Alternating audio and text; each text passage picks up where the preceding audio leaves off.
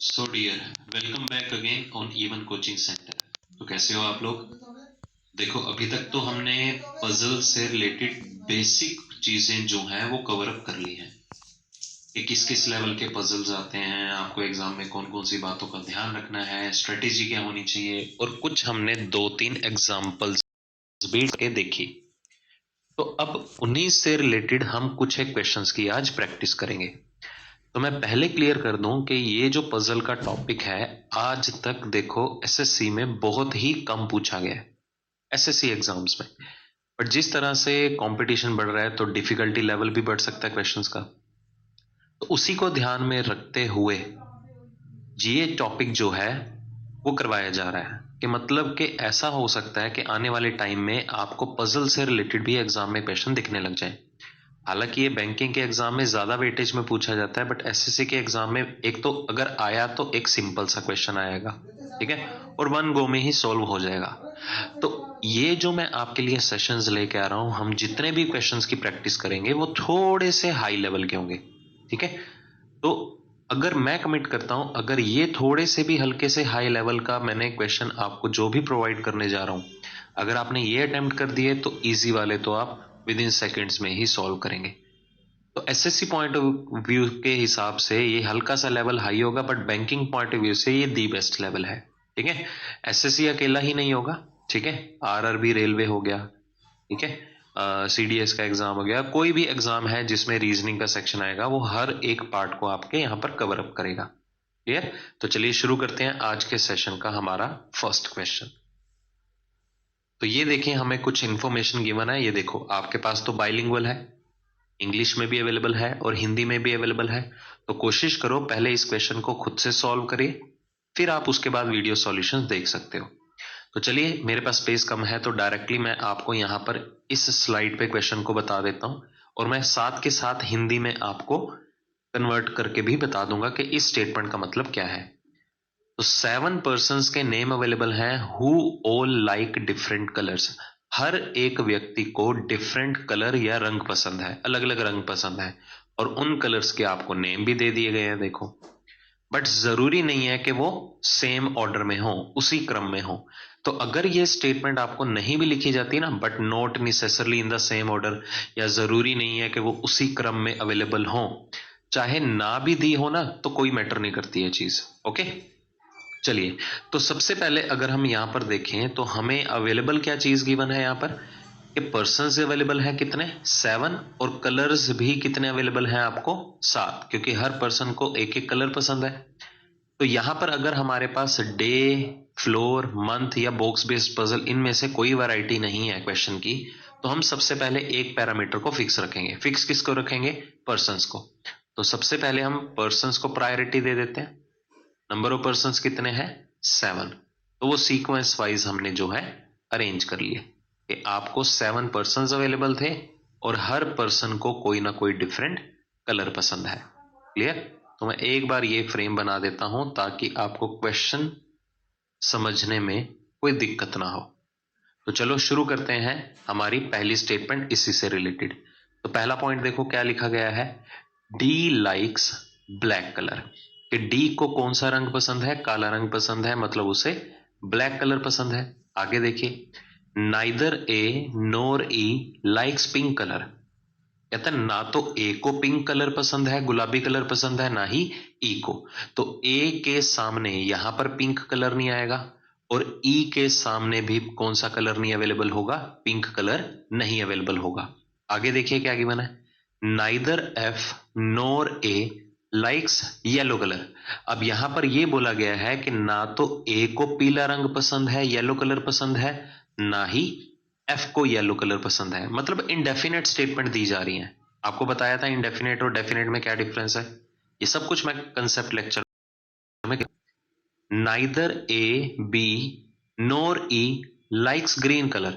वैसे तो यहाँ पर स्टेटमेंट में नाइदर नोर का जो पेयर है वो दो चॉइसेस में होता है, हालांकि चलो यहाँ पर हम कंसीडर कर लेते हैं कि यहाँ पर 3 पर्सन दिए गए हैं। कौन कौन से? ए, बी और ई। तीनों को कौन सा कलर नहीं पसंद? ग्रीन। मतलब कि ना तो ए को हरा रंग पसंद है, ना तो हरा रंग बी को पसंद है, ग्रीन यहां पर भी नहीं आएगा, और ई को भी ग्रीन कलर पसंद नहीं है। क्लियर? तो ये इंफॉर्मेशन हमें अवेलेबल है। आगे देखो, सारे इंडेफिनेट गिवन है, अगली भी इंडेफिनेट है। Neither be nor E likes yellow colour, कि ना तो बी को पीला रंग पसंद है, येलो कलर पसंद है, और ना ही ई को पीला रंग या येलो कलर पसंद है। ठीक है, तो ये इंफॉर्मेशन गिवन है। आगे भी नेगेटिव इंफॉर्मेशन गिवन है, नाइदर सी नोर एफ लाइक्स ग्रीन कलर, कि सी और एफ को भी हरा रंग पसंद नहीं है। सी के सामने भी ग्रीन नहीं आएगा, एफ के सामने भी ग्रीन अवेलेबल नहीं होगा। अगला देखो, B does not like pink and white colour, B को पिंक भी कलर पसंद नहीं है और बी को सफेद या व्हाइट कलर भी पसंद नहीं है। आगे, ए डज नॉट लाइक व्हाइट और रेड कलर, ए को व्हाइट कलर पसंद नहीं है, सफेद पसंद नहीं है, और ए को रेड कलर पसंद नहीं है। मतलब सारे के सारे नेगेटिव स्टेटमेंट के कौन कौन से पसंद नहीं है। चलो एक एक करके शुरू करते हैं। अब अभी तक हमें सिर्फ डी के बारे में कंफर्म हुआ है कि डी को ब्लैक या काला रंग पसंद है। अब सबसे ज्यादा मेजोरिटी देखें तो ए के बारे में है कि उसे पिंक नहीं पसंद, येलो, ग्रीन, व्हाइट, रेड नहीं पसंद। तो 7 में से 5 रंग तो ए को पसंद ही नहीं है, तो कौन से बचे? 2 ही बचेंगे। कौन कौन से 2 बचेंगे? एक तो ब्लू बच जाएगा और एक ब्लैक, नीला और काला बचेगा। बट काला तो ऑलरेडी किसको पसंद है? डी को। तो ए को कौन सा कलर पसंद होगा? ब्लू कलर, नीला कलर पसंद होगा। इतना पॉइंट क्लियर होगा। अब आगे देखिए, उससे ज्यादा जो नंबरिंग में डाटा गिवन है वो बी के बारे में है कि बी को हरा नहीं पसंद, पीला नहीं पसंद, पिंक और व्हाइट ये भी नहीं पसंद। मतलब बी को ये 4 कलर पसंद नहीं है। अब बी को तो ब्लू और ब्लैक भी पसंद नहीं होंगे क्योंकि वो तो ए और डी को पसंद है। तो इनके अलावा blue, black, green, yellow, pink और व्हाइट के अलावा सिर्फ एक ही कलर बचता है, रिमेनिंग रेड। क्योंकि बी को 7 में से 6 रंग तो पसंद ही नहीं है, तो कौन सा कलर पसंद होगा उसे? रेड पसंद होगा। अब आगे देखिए, अब हम अगर ग्रीन को यहां पर प्रायोरिटी दें, अब देखो हरा रंग किस किस को पसंद नहीं है? सी को हरा रंग पसंद नहीं है, और किसको पसंद नहीं है? ई को पसंद नहीं है, और किसको पसंद नहीं है? एफ को पसंद नहीं है। तो अगर सी ई एफ को ग्रीन कलर पसंद नहीं है तो ग्रीन कलर जी को ही पसंद होगा। इसके अलावा हमारे पास कोई प्रायोरिटी नहीं है रखने के लिए।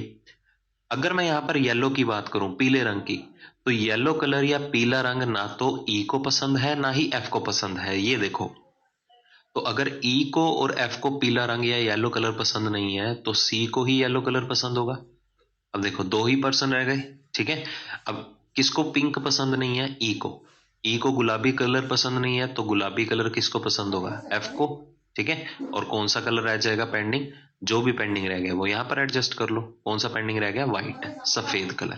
तो देखो कितना सिंपल क्वेश्चन है। तो स्टार्टिंग में मैं 1-2 क्वेश्चन का लेवल जो रखूंगा वो बहुत ही आसान होगा।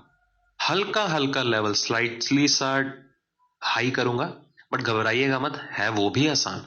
ठीक है, तो एग्जाम पॉइंट ऑफ व्यू से आपको बहुत ही ज्यादा बेहतरीन और इजी क्वेश्चन आएंगे। एसएससी पॉइंट ऑफ व्यू से ये क्वेश्चन जो होंगे वो बैंकिंग पॉइंट ऑफ व्यू से ज्यादा इंपॉर्टेंस रखते हैं। क्यों?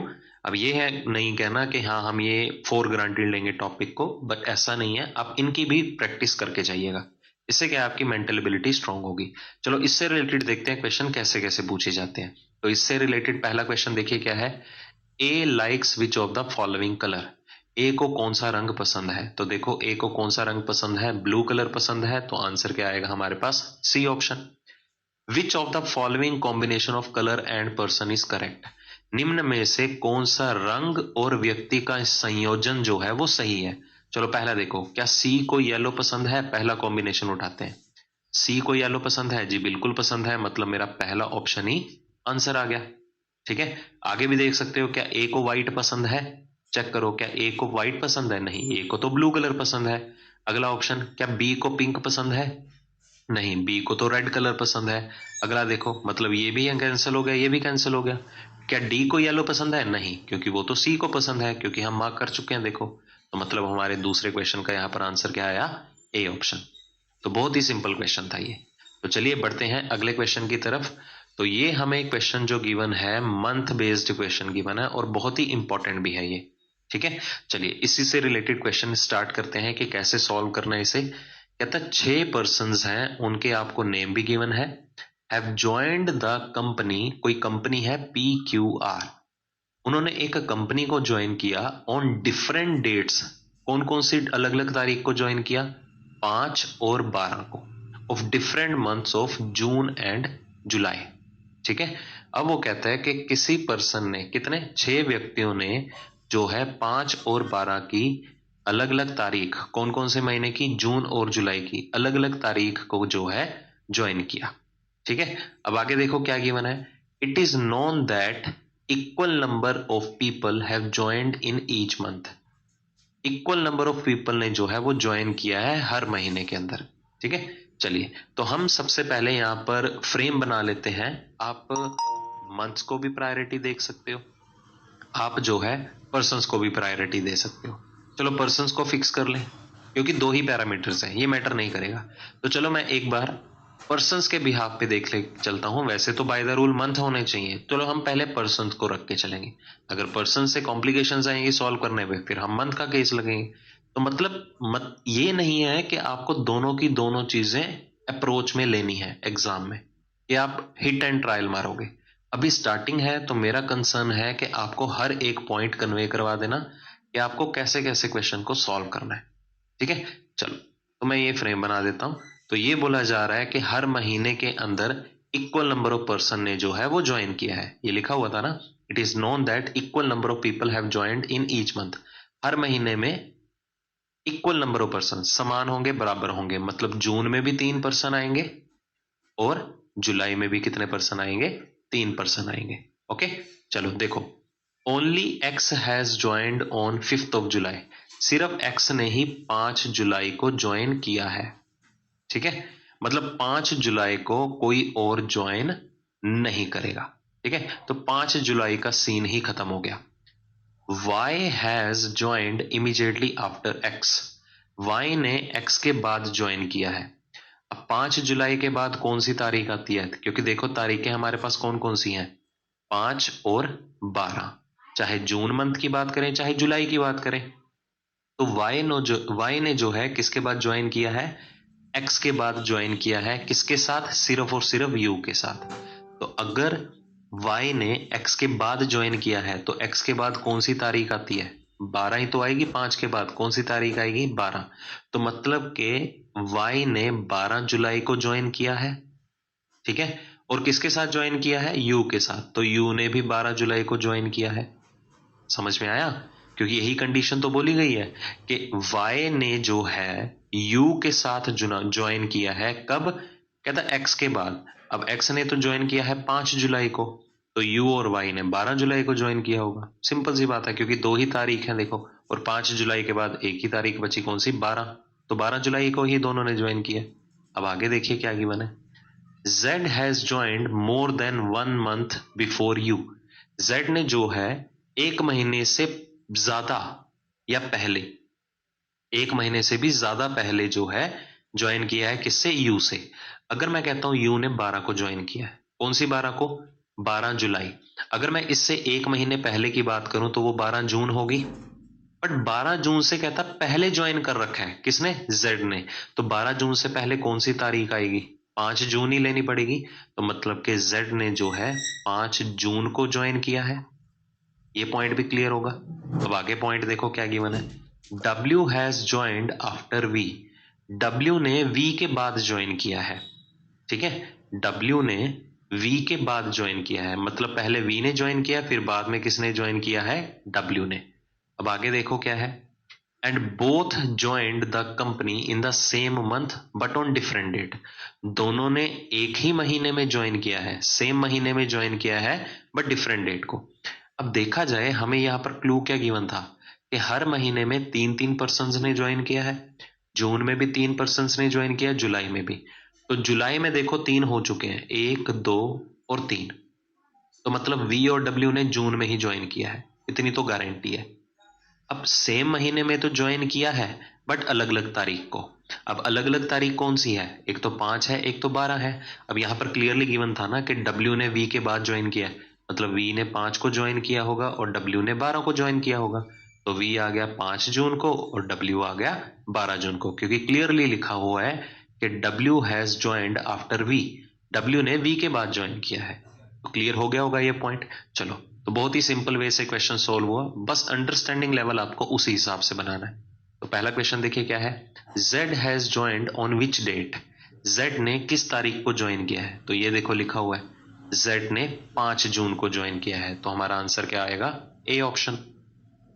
How many people have joined the company before W, W से पहले कितने व्यक्तियों ने कंपनी को ज्वाइन किया है, तो ये चेक कर लो W ज्वाइन कब कर रहा है, W ज्वाइन कर रहा है 12 जून को, तो 12 जून से पहली तारीख कौन सी होगी, 5 जून ही होगी।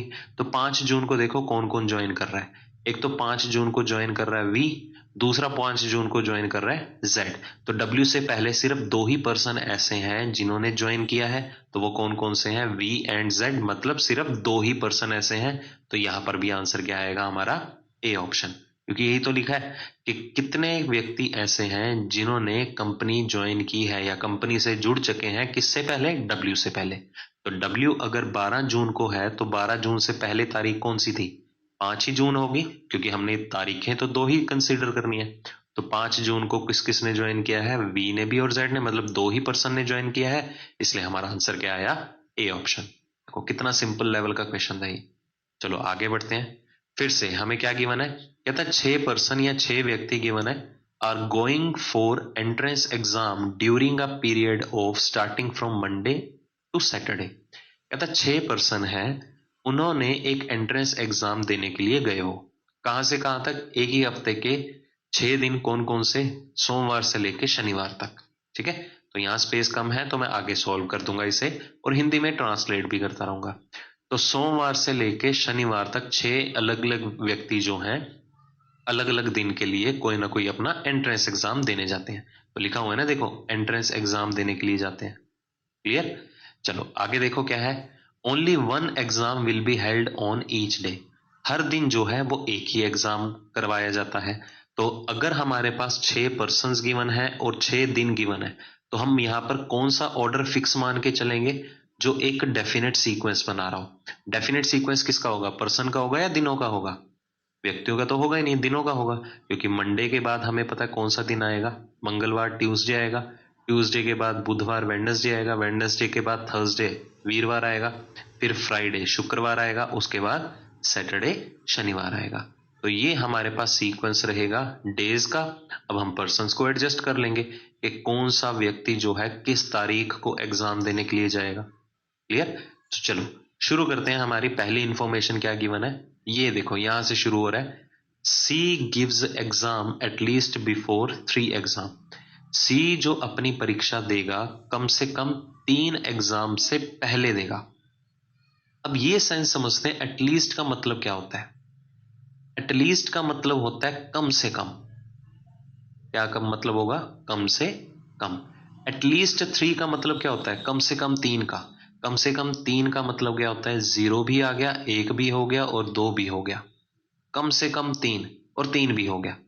अब सी जो है कम से कम 3 व्यक्तियों से पहले तो पक्का एग्जाम देगा ही देगा। क्लियर, 3 व्यक्तियों से पहले एग्जाम देगा ही देगा, तो इसकी सेंस क्या हुई कि सी जो है ना तो शनिवार को आएगा, ना शुक्रवार को आएगा, ना ही वीरवार को आएगा। क्यों, क्योंकि सी अगर हम मंडे को लेते हैं तो कम से कम 3 व्यक्तियों से पहले तो एग्जाम ले रहा है, कितने व्यक्तियों से पहले ले रहा है, 5 व्यक्तियों से, तो वैलिड है। ठीक है, सॉरी कम से कम 3 अगर मैंने बात की तो कम से कम 3 में कितने आ जाएंगे, मैंने उल्टा बोल दिया, एटमोस्ट का मतलब बोल दिया। कम से कम 3 का मतलब 3 तो होंगे होंगे, 4 भी हो सकते हैं, 5 भी हो सकते हैं, 6 और कितने भी हो सकते हैं।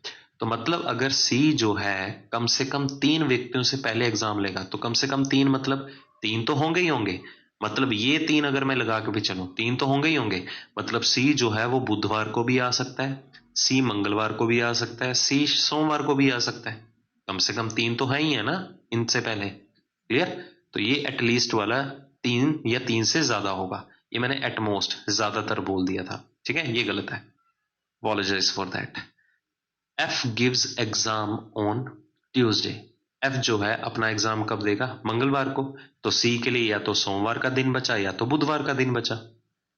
Both B and E does not give exam on even day, E, B और ई जो है सम संख्या वाले दिन अपना एग्जाम नहीं देते, मतलब वो विषम संख्या वाले दिन अपना एग्जाम देंगे ओड नंबर डे पे। ओड नंबर डे कौन सा हुआ, 1, 3, और 5, मतलब के सोमवार, बुधवार और शुक्रवार। तो बी और ई जो है ओड नंबर डे पे जो है विषम दिन वाले दिन अपना एग्जाम देने के लिए जाएंगे। D is going for exam immediately after the one exam on which C given. कि डी जो है उस तारीख को एग्जाम देने जाएगा जिस तारीख को सी जाएगा उसके जस्ट एक दिन बाद। यही बोला जा रहा है कि D is going for the exam immediately after the exam on which C given. कि जिस तारीख को या जिस दिन सी अपना एग्जाम या परीक्षा देने के लिए जाएगा उसके जस्ट बाद कौन देने जाएगा, डी एग्जाम देने जाएगा। तो हमने ये सोचा था कि सी जो है या तो सोमवार को अवेलेबल होगा या तो बुधवार को, मंगलवार को होगा नहीं क्योंकि यहाँ पर ऑलरेडी कौन आ रहा है, एफ आ रहा है। तो सी जो है वो कहाँ अवेलेबल होगा, बुधवार को। सोमवार हो नहीं सकता क्योंकि अगर हम सी को सोमवार ले लेते तो उसके जस्ट बाद तो डी आना चाहिए, बट यहाँ तो ऑलरेडी एफ अवेलेबल है, देखो एफ आ रहा है ना ऑलरेडी। तो मतलब के हमारे पास सी के लिए एक ही ऑप्शन बचा कि वो बुधवार को जाएगा, उसके बाद कौन जाएगा, जस्ट बाद तत्काल अगले दिन कौन जाएगा, डी जाएगा, मतलब डी वीरवार को जाएगा एग्जाम देने। At least 4 person are going for exam after E. E के बाद कम से कम 4 पर्सन तो एग्जाम देने के लिए जाएंगे ही जाएंगे। कम से कम 4 का मतलब 5 भी हो सकता है, उससे ज्यादा नहीं होगा क्योंकि टोटल पर्सन ही 6 हैं। तो कम से कम ई के बाद 4 पर्सन तो पक्का एग्जाम देने के लिए जाएंगे।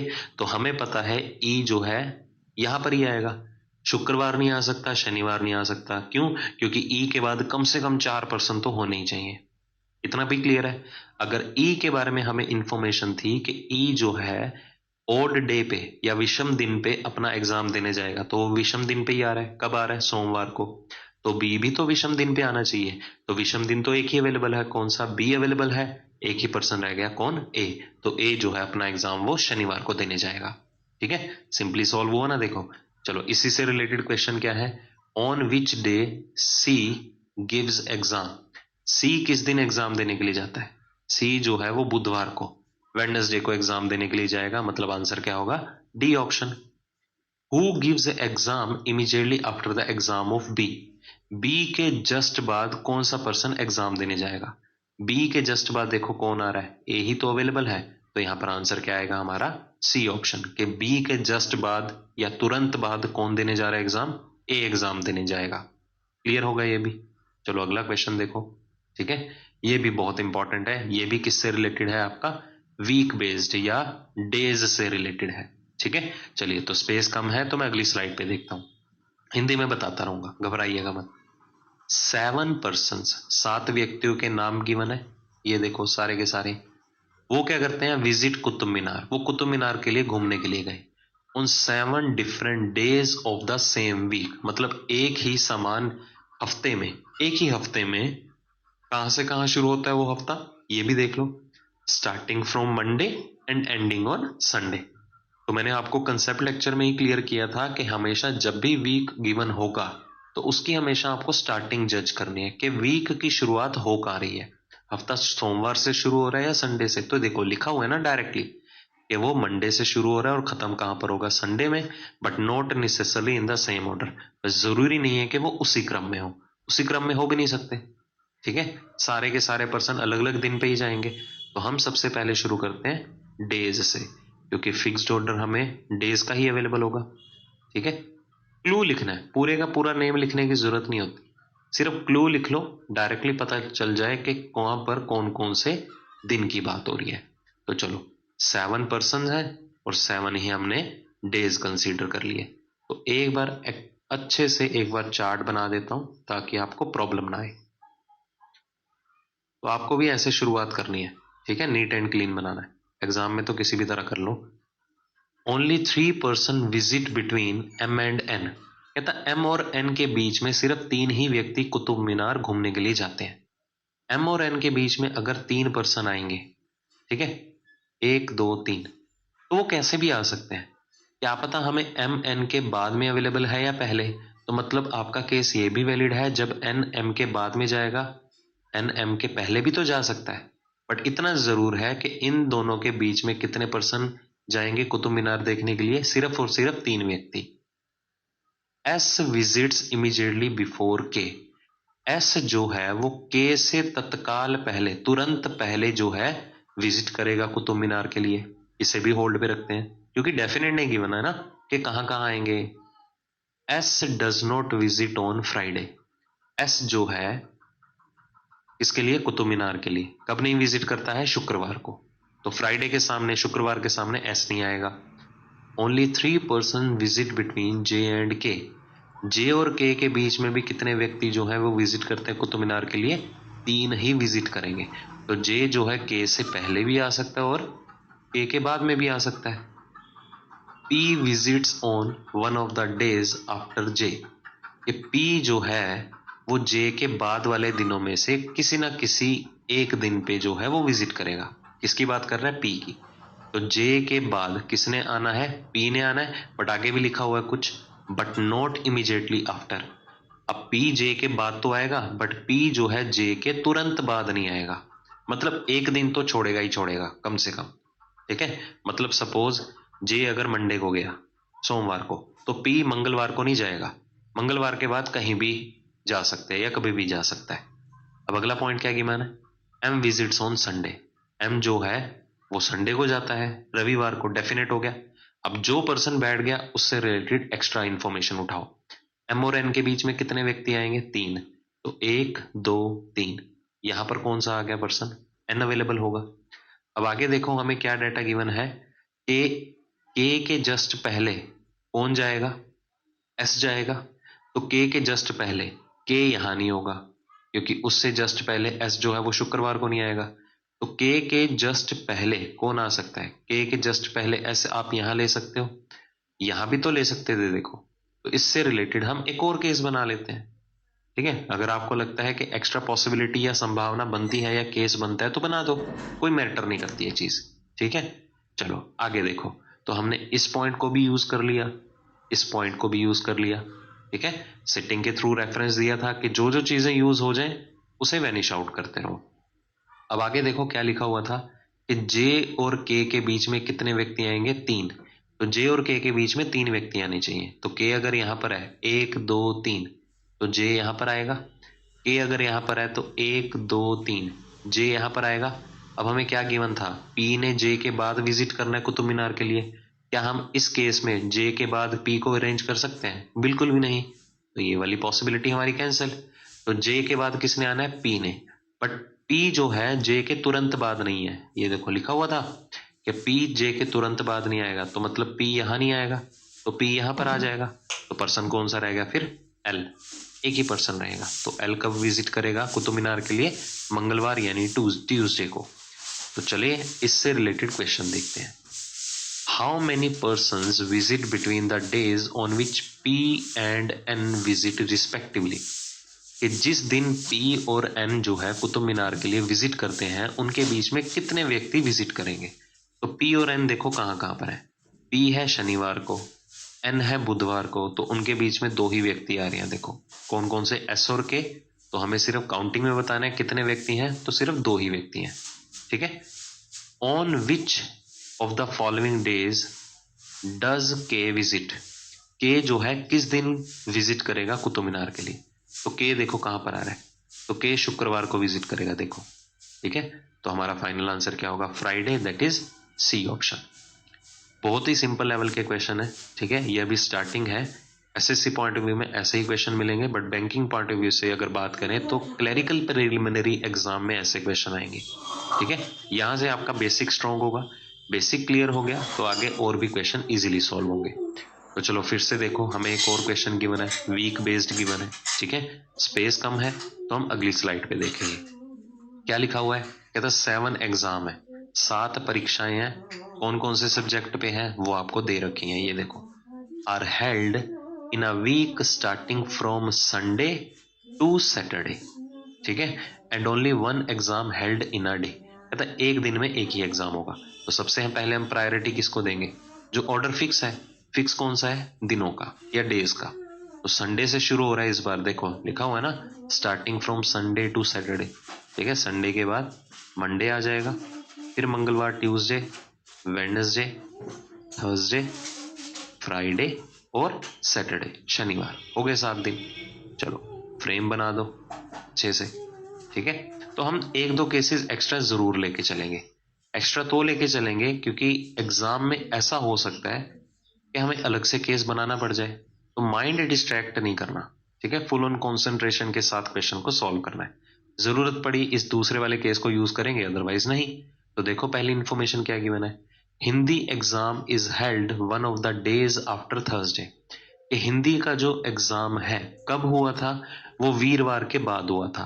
तो वीरवार के बाद या तो शुक्रवार को हुआ होगा हिंदी का एग्जाम, या तो शनिवार को हुआ होगा, दो ही दिन बनते हैं, ठीक है। तो आप इससे रिलेटेड अगर चाहो तो केसेस बना सकते हो। एक बार हिंदी हम शुक्रवार को ले लेते हैं, एक बार हिंदी हम शनिवार को ले लेंगे, कोई फर्क नहीं पड़ता। आगे देखो, two exams are held between Hindi and physics. Hindi और फिजिक्स के बीच में सिर्फ दो ही एग्जाम हुए थे। हिंदी अगर शुक्रवार को है तो दो एग्जाम्स बाद में तो ले नहीं सकते, शनिवार के बाद कोई दिन और अवेलेबल नहीं है, तो ऊपर ही आएगा फिजिक्स वाला। तो फिजिक्स वाला एग्जाम कब हुआ होगा, मंगलवार को।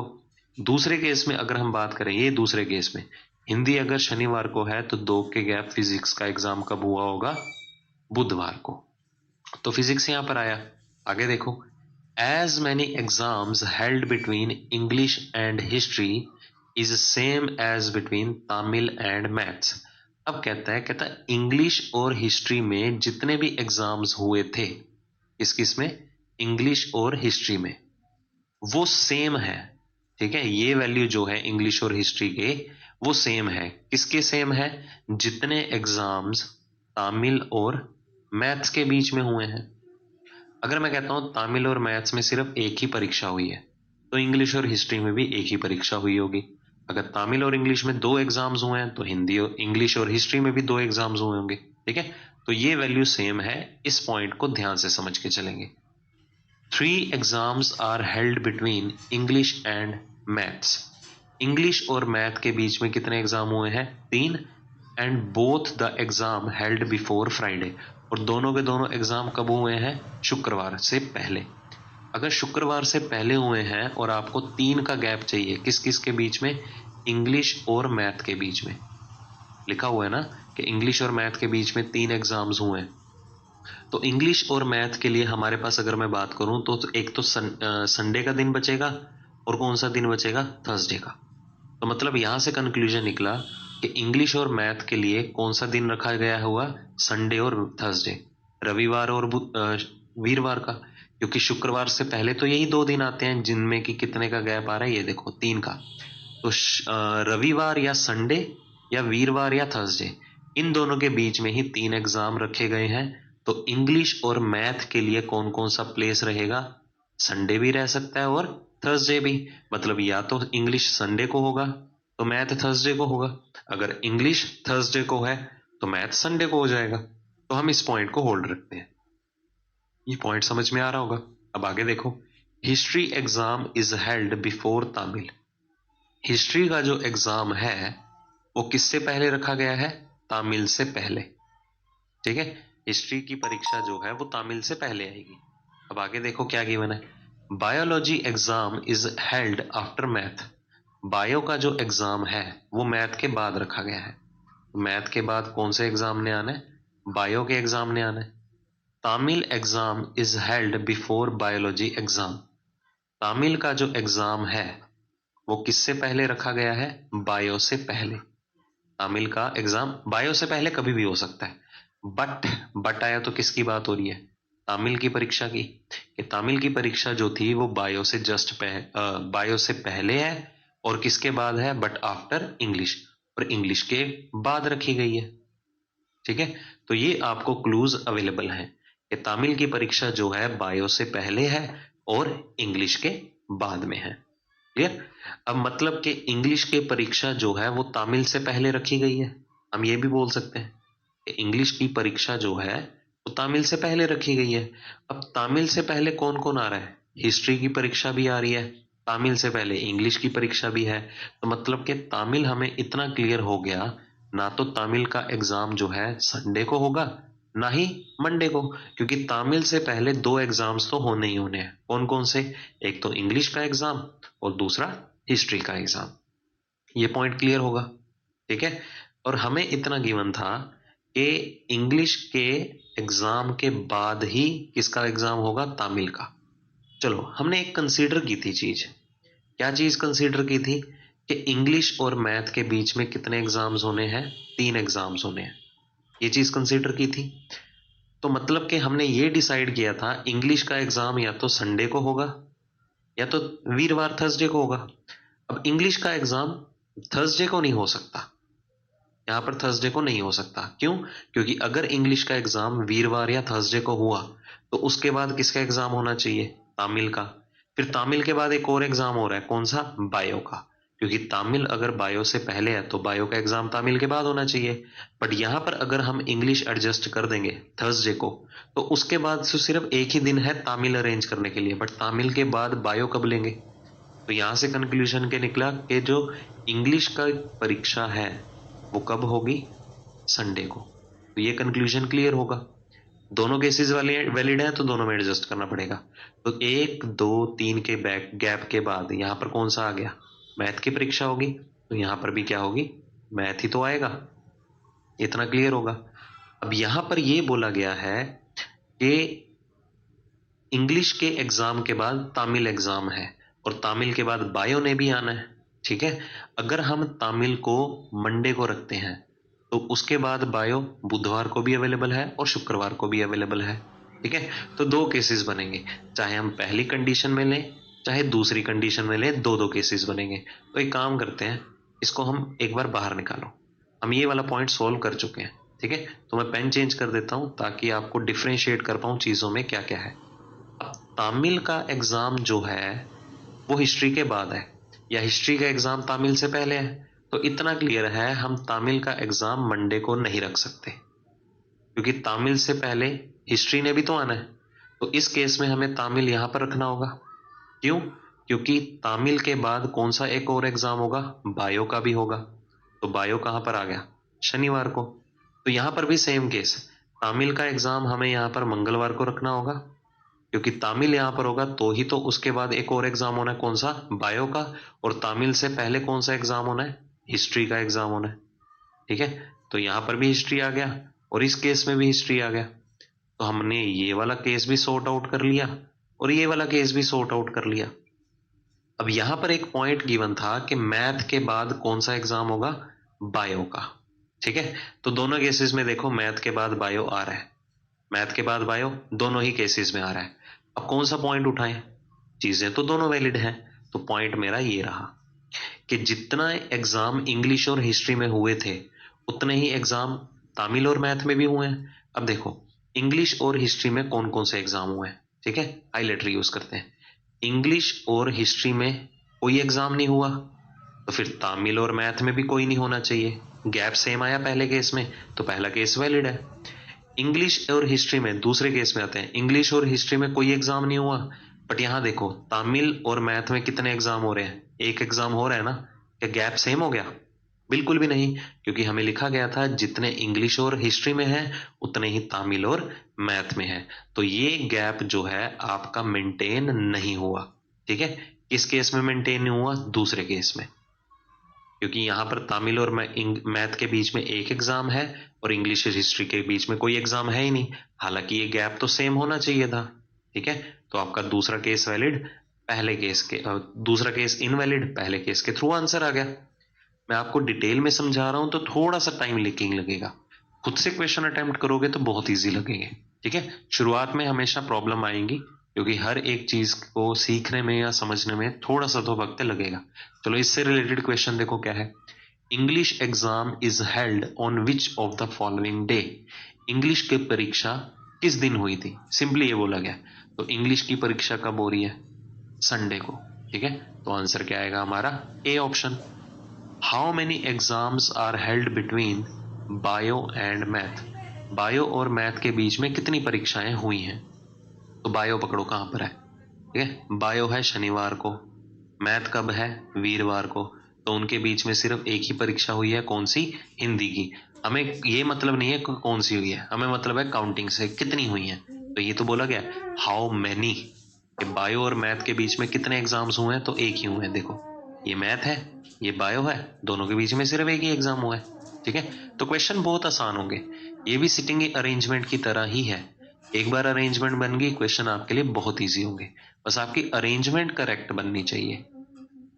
चलो अगला क्वेश्चन देखो, ये है हमारा floor based puzzle, very important question. ठीक है, फ्लोर बेस्ड पजल, चलो शुरू करते हैं इस क्वेश्चन को फिर। अब यहां पर लिखा हुआ है, कहता 8 पर्सन हैं, उनके आपको नाम भी गिवन है, live on 8 different floors from 1 to 8। कहता किसी बिल्डिंग के 8 फ्लोर पे या 8 मंजिलों पे 8 व्यक्ति रहते हैं, जिसमें ground floor is number 1 and 1 above that is number 2 and so on till the top most floor is number 8। मतलब जो सबसे ऊपर फ्लोर है ना, उसको नंबर 8 का नाम दिया गया है। तो हमारे पास पर्सन और फ्लोर का केस है, तो डेफिनेट केस कौन सा है? फ्लोर का। मंजिलें तो पता होंगी ना, एक के ऊपर दूसरी मंजिल, दूसरे के ऊपर तीसरी, तो हम फ्लोर को फिक्स कर लेते हैं। कौन कौन से हैं? 8 7 6 5 4 3 2 1। अब यहां पर हर एक पर्सन को हर फ्लोर पे रहना है, ठीक है, तो देख लेंगे वो कैसे एडजस्ट होंगे। तो फिर से हम ये फ्रेम बना देते हैं, जरूरत होगी तो दूसरा यूज करेंगे, अदरवाइज नहीं। ठीक है, तो आपको सेफ साइड के लिए बना के चलना है। चलो शुरू करते हैं, पहली line, Z lives on an odd number floor but does not on the third floor। कि Z जो है वो विषम संख्या वाले फ्लोर पे रहेगा, बट तीसरे फ्लोर पे नहीं रहेगा। तीसरे फ्लोर पे नहीं रहेगा मतलब Z ने यहां नहीं आना। तो Z कहां कहां आ सकता है? Z पहली पे भी आ सकता है, Z पांचवी पे भी आ सकता है, Z सातवें पे भी आ सकता है। ठीक है, चलो अब Z के लिए हम कह सकते हैं वो विषम संख्या वाले फ्लोर पे रहेगा या ओड नंबर फ्लोर पे रहेगा। ठीक है, बट Z कहां पर नहीं है? तीसरे पे नहीं है, तो हमने लिख दिया। अब आगे देखो क्या गिवन है, B lives immediately below Z। B जो है Z के जस्ट बिलो में रहेगा, तुरंत बाद वाले फ्लोर में। ठीक है, तो Z जो है पहले पे भी नहीं होगा, क्योंकि अगर हम Z को पहले फ्लोर देते भी हैं, पहली मंजिल पे ठहराते भी हैं, तो उसके बाद तो B आना चाहिए। कहाँ अरेंज करोगे? तो Z के लिए दो केसेस बने, या तो Z सातवें मंजिल पे होगा या तो पांचवी पे, और Z के बाद किसने आना है? B ने। तो दोनों में ही वैलिड है, यूज हो गया, इग्नोर करो। ठीक है, चलो अगले पे आते हैं। More than 2 person live between B and A। B और A में दो से ज्यादा व्यक्ति रहेंगे। तो अगर मैं पहले केस की बात करूं, दो से ज्यादा व्यक्ति मतलब 3 तो रहेंगे ही रहेंगे। तो मतलब कि इस केस में A जो है या तो दूसरी पे होगा या तो पहली पे होगा, क्योंकि दोनों ही केसेस में B और A में दो से ज्यादा व्यक्ति रह रहे हैं। बट इस केस की बात करें तो B और A के बीच में दो से ज्यादा व्यक्ति होने चाहिए, तो A यहां नहीं होएगा। क्यों? क्योंकि B और A में तो एक दो से ज्यादा व्यक्ति होने चाहिए, तो इधर तो एग्जैक्ट दो होंगे। दो से ज्यादा मतलब 3 तो होंगे ही होंगे, और यहां पर इससे ज्यादा बैठ भी नहीं सकते हैं। तो हमारे पास कंडीशन अभी ये है कि A जो है या तो पहले फ्लोर पे होगा या तो दूसरे फ्लोर पे। ये कंडीशन किस लिए है? सिर्फ पहले केस के लिए। ठीक है, यहां पर तो एडजस्ट है, देखो दो से ज्यादा पर्सन ही आ रहे हैं B और A के बीच में। There are 6 person between U and A। U और A के बीच में 6 पर्सन आएंगे। मुझे एक बात बताओ, टोटल मंजिलें कितनी है? 8। अगर मैं 8वें और पहले फ्लोर की बात करूं, दो फ्लोर तो पहला नंबर और 8वां फ्लोर हो गया, बाकी 6 कहाँ गए? ये बीच वाले तो हैं 2 से लेके 7 तक। तो अगर U और A के बीच में 6 फ्लोर्स अवेलेबल हैं, ठीक है, तो U और A के लिए पहला और 8वां फ्लोर होगा, सिंपल सी बात। ये देखो 6 बीच में हो गए, 7वां U के लिए, 8वां A के लिए। ठीक है, और अगर दूसरे केस में बात करें, A ऑलरेडी यहाँ पर है, तो 6 का गैप, U यहाँ आ जाएगा, चाहे काउंट कर लो। तो हमें यहाँ पर A को लेना होगा, क्योंकि पिछले केस में डिसाइड करके बैठे थे कि A के लिए या तो पहला फ्लोर होगा या तो दूसरा फ्लोर होगा, और 6 के गैप में U यहाँ पर होगा। A दूसरे पे आएगा नहीं, क्योंकि इसके बाद U और A में 6 का गैप मेंटेन नहीं होगा, कैंसिल करो। ठीक है, चलो अगला देखो, X lives immediately above Y। X जो है Y के जस्ट पहले रहता है। ठीक है, Y के जस्ट पहले कौन रहता है? X रहता है। बट आया तो किसकी बात हो रही है? X की, पहले पर्सन की। But lives below V। But X जो है वो V के बिलो, नीचे की तरफ रहेगा। नीचे कितना नीचे? कुछ आइडिया नहीं है, तो V के बाद में कौन रहेगा? X रहेगा। क्लियर? ये पॉइंट भी क्लियर हो गया। अब Y के जस्ट पहले अगर आपको X चाहिए, ये दोनों एक साथ चाहिए। अगर दोनों एक साथ चाहिए तो या तो दोनों, इस केस की अगर मैं बात करूं, पेन चेंज कर देता हूं ताकि क्लियरिफाई कर सकूं। या तो ये केस लेना होगा, ठीक है, या तो ये केस लेना होगा। ये केस हम ले नहीं सकते 7वां और 6वां दूसरे केस में। क्यों? क्योंकि x के अबव में v कहाँ अरेंज कर दोगे, तो हमें ये केस लेना होगा। ये देखो, ठीक है, यहां पर आप मल्टीपल केसेस ले सकते हो। ये दूसरा और तीसरा फ्लोर भी ले सकते हो, तीसरा और चौथा फ्लोर भी ले सकते हो। क्लियर? तो यहां पर 2 केसेस बन रहे हैं। आगे देखो, W does not live above Z। W Z के ऊपर नहीं रहता, तो ये तो केस कैंसिल, क्योंकि W या तो 6वें पे आता या 7वें पे आता, तो ये तो केस कैंसिल हो गया। तो ये वाला हमारा केस वैलिड है, पहले वाला। Y does not live immediately above A। Y V के A के जस्ट अबव में नहीं रहता, जस्ट अबव में मतलब यहां पर Y नहीं आएगा, तो Y यहां पर हुआ तीसरे पे, और Y से जस्ट पहले कौन आ रहा है, X, तो X यहां पर आ गया, और X से पहले कौन आ रहा है, V, एक ही प्लेस है, V यहां पर आएगा, और W कहां पर आएगा, दूसरे प्लेस पे। ठीक है, तो एग्जाम में भी ऐसे क्वेश्चन आपको देखने को मिल सकते हैं, और अगर ये कर लिए तो एग्जाम में भी कर लोगे। शुरू करते हैं, इसी से रिलेटेड पहला क्वेश्चन क्या है, who lives on floor number 5। 5वें फ्लोर पे कौन सा पर्सन रहेगा, तो 5वें पे देखो कौन आ रहा है, वी आ रहा है, तो आंसर क्या होगा हमारा, D option. How many person live between Y and Z. Y और जेड में कितने व्यक्ति रहेंगे, तो जेड देखो 7वें पे आ रहा है, वाई तीसरे पे आ रहा है, तो कितने पर्सन आ रहे हैं, 1 2 3, तो वाई और जेड में 3 पर्सन आके रहते हैं। ठीक है, 3 पर्सन आएंगे, मतलब आंसर क्या होगा, बी ऑप्शन, दैट इज 3। ठीक है, 3 ही व्यक्ति रहते हैं। चलो आगे देखो, फिर से हमारे पास एक फ्लोर बेस्ड क्वेश्चन गिवन है। कितने व्यक्ति गिवन है, 8। Are living in 8 different floors of a building such that the lower most floor is number 1, the floor above 1 is number 2 and so on the top most floor is number 8। ठीक है, कहता वही है पिछले वाला case, 8 मंजिलों पे 8 अलग अलग व्यक्ति रहते हैं, तो हम पहले फ्लोर्स को ही काउंट कर लेते हैं, 6 5 4 3 2 1। ठीक है, तो पिछले क्वेश्चन से आपको थोड़ा सा रेफरेंस मिल गया होगा क्वेश्चन को सॉल्व करने का, तो यही चीज हम यहां पर भी कर लेंगे। ठीक है, चॉइस आपकी है। हम यहां मैंने 3 केसेस बना लिए, गलती से बन गए, जरूरत होगी तो यूज कर लेंगे, अदरवाइज नहीं करेंगे। ठीक है, अगर जरूरत पड़ी तो एक और भी बनाया जा सकता है, इस बात का ध्यान रखिएगा। ठीक है, चलिए शुरू करते हैं। B lives on the 5th floor. B 5वीं मंजिल पे रहता है, फिक्स हो गया। 2 person live between B and H. B और एच के बीच में 2 व्यक्ति रहेंगे, तो 2 का गैप एच यहां भी आ सकता है। हम 2 का गैप तो नीचे भी ले सकते थे, तो एच यहां पर आ गया। ठीक है, ई लिव्स जस्ट अबव ए। ई जो है ए के जस्ट अबव में आएगा, बिल्कुल ऊपर। ठीक है, 2 persons live between A and F. A और एफ के बीच में 2 व्यक्ति आके रहेंगे, तो एफ ए के अबव में भी आ सकता है, एफ ए के नीचे या बिलो में भी आ सकता है। F lives in even numbered floor above B. अब एफ जो है सम संख्या वाले फ्लोर पे रहता है, और वो भी बी के ऊपर। पहले केस में बात करें, बी के ऊपर सम संख्या वाला फ्लोर यही है बस। ठीक है, तो एफ यहां पर आया, और एफ से रिलेटेड हमें क्या इंफॉर्मेशन गिवन है, एफ और ए के बीच में 2 व्यक्ति, तो 2 के गैप में ए यहां पर आ गया। क्लियर? अब बी के ऊपर सम संख्या वाला फ्लोर या तो 6ठा है या तो 8वां है। अब 8वें पे हम एफ को लेंगे नहीं, क्यों नहीं लेंगे, क्योंकि अगर हम एफ को यहां ले भी लेते हैं तो 2 के गैप में हमें ए चाहिए है।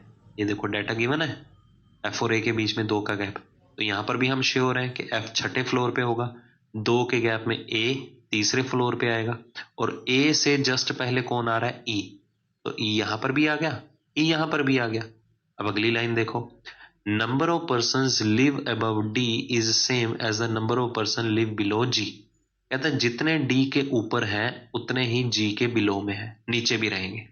ठीक है, जितने डी के ऊपर है उतने ही जी के बिलो में है। क्लियर? आगे देखो, सी लिव्स अबव जी। सी जी के ऊपर रहता है, सी जो है जी के ऊपर रहेगा, तो देखो ये केस कैंसिल हो गया, क्योंकि हम ये केस यूज कर चुके हैं। अब अगर सी ने जी के ऊपर आना है, क्लियर, सी ने अगर जी के ऊपर रहता भी है तो जी यहां पर नहीं आएगा 7वें पे। क्लियर?